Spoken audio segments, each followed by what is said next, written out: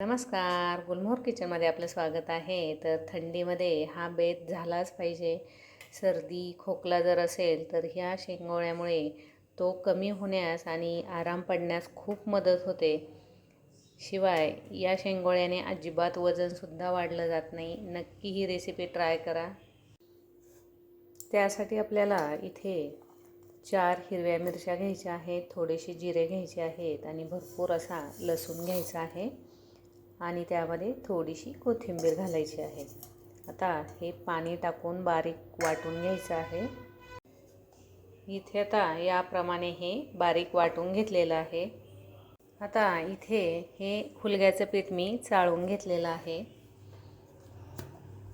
आणि यामधलं निम्मं वाटण आपल्याला या पिठामध्ये घालायचं आहे आणि एवढं असं थोडं ठेवायचं आहे. चवीनुसार मीठ घालायचं आहे. मीठ थोडंसं जास्त घालायचं आहे आणि आता हे पीठ घट्ट असं मळून घ्यायचं आहे.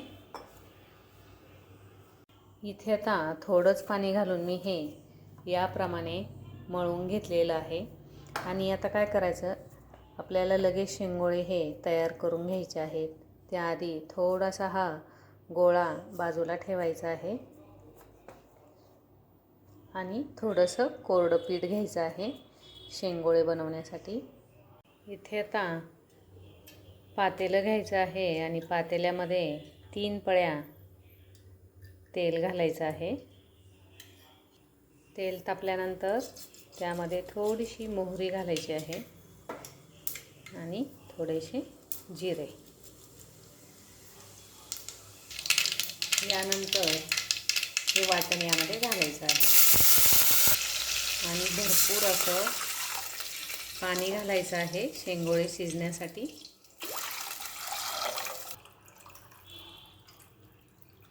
हे पहा, एवढं पाणी मी इथे घातलेलं आहे आणि गॅस हा आता बारीकच ठेवायचा आहे. पाण्याला उकळी येईपर्यंत शेंगोळे बनवून घ्यायचे आहेत. शेंगोळे बनवण्यासाठी थोडंसं कोरडं पीठ हाताला लावून घ्यायचं आणि असा छोटासा गोळा घ्यायचा आहे आणि हातानेच हे शेंगोळे बनवून घ्यायचे आहे.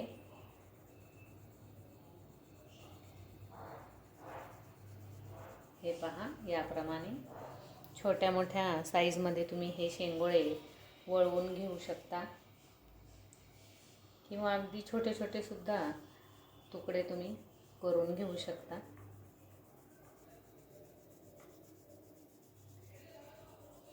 हे पहा, याप्रमाणे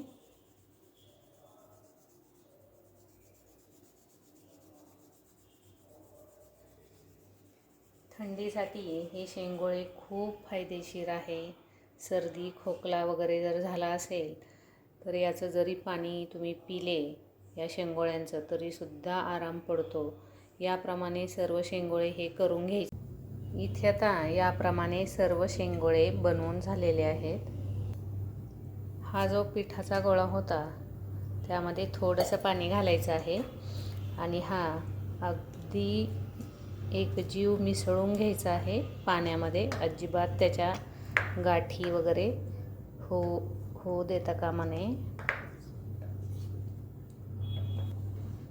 हे पहा, याप्रमाणे असं पाण्यामध्ये मिक्स करून घ्यायचं आहे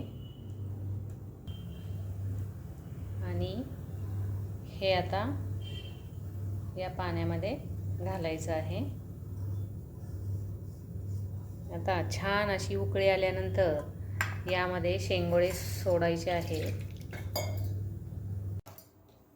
इथे पाण्याला छान अशी खळखळून उकळी आलेली आहे. गॅस हा आता बारीक करायचा आहे आणि थोडे थोडे करून यामध्ये शेंगोळे घालायचे आहेत. जर पाणी जास्त वाटलं तर थोडंसं बाजूला काढून ठेवायचं आणि आटत आल्यानंतर परत घालायचं आहे. याप्रमाणे मी आता सर्व शेंगोळे हे पातेल्यामध्ये सोडलेले आहेत.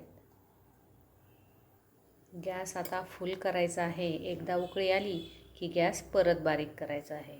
इथे आता शेंगोळे टाकल्यानंतर परत उकळी यायला लागलेली आहे आणि आता शेंगोळे हे सगळे वरती येणार आहेत. त्यामुळे गॅस हा आता आपल्याला बारीक करायचा आहे, नाहीतर मग खाली उतू जाऊ शकतं. हे पहा याप्रमाणे. आणि आता याला 15 ते 20 मिनिट मंद आचेवरच आपल्याला शिजवू घ्यायचं आहे. आणि आधेमध्ये फक्त थोडंसं हलवत राहायचं आहे. इथे आता 15 ते 20 मिनिट झालेले आहेत आणि मस्त असे हे शेंगोळे शिजले गेलेले आहेत. आता इथे गॅस हा बंद करायचा आहे. हे पहा याप्रमाणे असे शिजू द्यायचे आहेत.